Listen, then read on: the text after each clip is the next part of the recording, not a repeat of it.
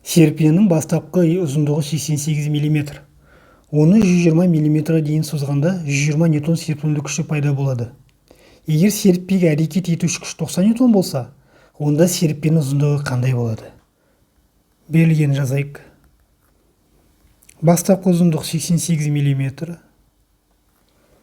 Бірінші созылғанда 120 мм болды. Сол кезде бізде 120 ньютон пайда болды. Серпімділік күші. 90 ньютон әсер еткенде осы серіппеге оның ұзындығы қандай болады? L2 табу керек. Талдау. Бізде бір серіппе болғандықтан калар тең болады. X1 деген ол L1 азайту L02. X2 деген L2 азайту L0. Серпімділік күш ол деген бізде К көбейту X1. Калар тең болғандықтан К деп жаза берейік. К көбейту X2. Шешуі. Осы екі күшті бір-біріне бөлейік. Екінші күшті бірінші күшке.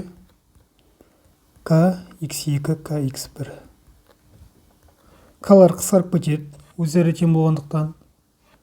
Сонда бізде X2, X1 болады. X2 деген L2 азайту L0, X1, L1 азайту L0. Енді сандық мәндерін қойайық. 90 ньютон, 120 ньютон, L2 88 мм, 120 мм, 88 мм. Осыны есептейміз. Қысқартамыз. Мұнда 4, мұнда 3. Сосын пропорция көбейтеміз крестеп. Сонда 3 көбейтілген 120 минус 88, 4 көбейтілген L2 88. 120-дан 88 азайтамыз, 3-ке көбейтеміз. 96 мм болады.